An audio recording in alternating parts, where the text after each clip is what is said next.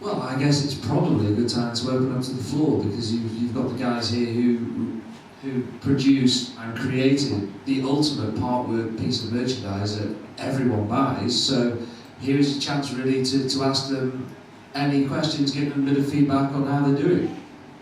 Any questions? Oh goodness, a few. Over there, please.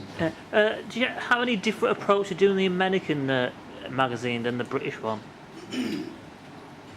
The question about the American magazine, if not everyone heard that.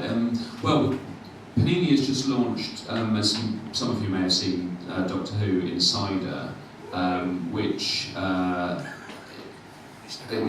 course, because it's specifically aimed at the American market, it's not really something which would have been seen much over here. But I think the idea for that, which I wasn't really that involved with, and neither was Peter, but the idea was BBC Worldwide wanted to have something which was pitched specifically for America. I think because of they've obviously gone over there and they've shot some of the latest series in America. They're very keen on making a big splash there, so they wanted to have something which was specifically for that market. And because of course we already published Doctor Who magazine, they wanted Panini to be doing it. And it kind of evolved from that. I think there was various sort of talks about whether we just sort of adapt what we already did for Doctor Who magazine, but actually we already sell Doctor Who magazine in America, and as a result I didn't really want to sort of change what we did. For that I wanted to keep Doctor Who magazine as it was, because I think it's very successful as it is. So I didn't really want to make any compromises there, so that's why it ended up being a separate thing altogether. But I think then it's possible. I mean, you can buy it here, because I think you can get it in Forbidden Planet and places like that, but it's possible that it may be coming out over here sort of properly at some point. Can I follow up on that? Yes. I'm curious though, why you want to be your own competition. Why the UK magazine can't just be nationally distributed in America without too much of a compromise? I mean, the point was it's better to be your own competition than for someone else to do it. But if it's an exclusive license, nobody else can do it. Well, the BBC owns the property, so I mean, the BBC can do what they want. Not if it's an exclusive license. It's not an I mean, there are already a lot of other Doctor Who magazines out there. It's not an exclusive license. I mean, otherwise there wouldn't be Doctor Who Adventures and Doctor Who Monster Invasion and Doctor Who DVD files and all those other things. I mean, I don't know how the license was worded when you took it on, but I think the funny thing in those days was that I don't think anyone was really thinking in quite the same commercial terms at all. There were a couple of pages in TV comic at the time, and they were saying, "Oh, well, we've already got this thing, and can we do another proper Doctor Who magazine if that's there?" And they were really thinking, well, "Can we do that?" Now, of course, you merchandise the hell out of everything. There's probably more Doctor Who titles out there than you could ever want. But so that's why we did it. Really, was because if we didn't do it, then the BBC would give it to someone else. So we wanted to make sure that it was us doing it. Right, well that's wrong, isn't it? That's seriously wrong.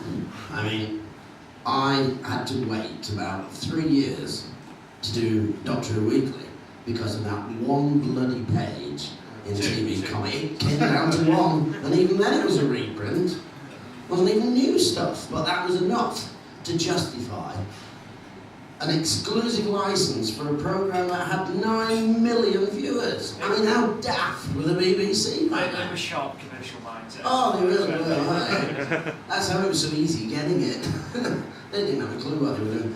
But it was very much an exclusive, and I'd had to wait to get that exclusivity. Now, I really don't believe that just because it's now got an audience of how many million, on average? Well, I mean, overall, iPair and everything, 10 million. Well, here, I mean, overseas even more. But, or say 10 million. Right, 10 million. So, back in the day, it had an audience of 9 million, and I could get an exclusive license. Now it's got an audience of 10 million, and I think they're shafting you, quite honestly. I wouldn't have it. I wouldn't have it if I was there. You know I wouldn't. We've had this discussion. I'd be banging on Dez. I'd be kicking up a shitstorm, I would. I'd say, it's an exclusive license. ID bloody W, who are they? And as for swapping material, they get all your brilliant stuff that we used to do. What do you get from them? Tony Lee. Oh, and you haven't run any of that, have you? That's a good swap. Maybe it's to YouTube the last 30 seconds of this exchange. that is a disclaimer. Oh, sorry, did I speak my mind? Pardon me, I'm such a shy, retiring sort, I don't usually do this. I'm terribly sorry, I don't know quite what came over me. Any road. It's wrong.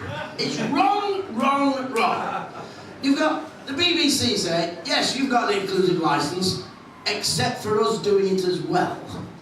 I mean, come on, what is that? What's that about? It's a licence, not an exclusive licence. You've got a licence. Where do you think that word exclusive disappeared? What year did that drop off the contract? Who didn't notice? Somebody.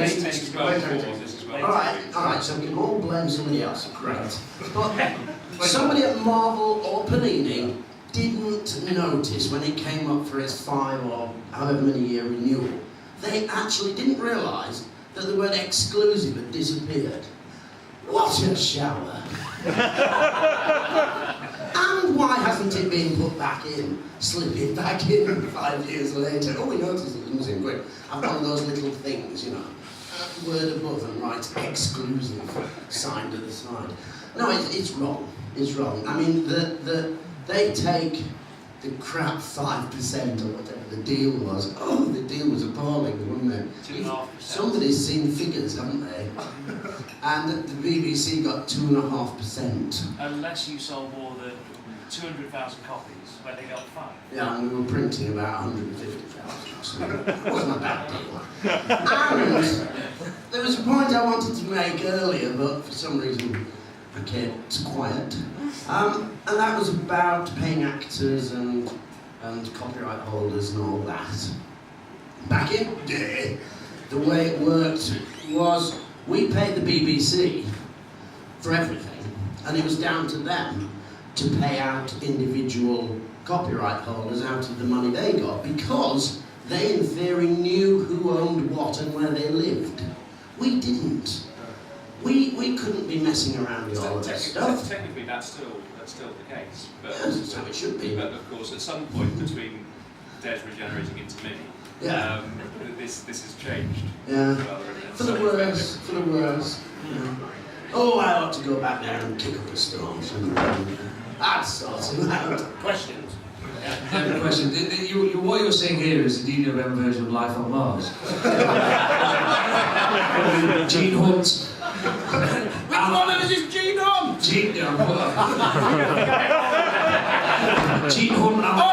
Alex. Get the knickers on and make us a coffee. So here, I'd love to see that spin-off where Tom wakes up in 1979.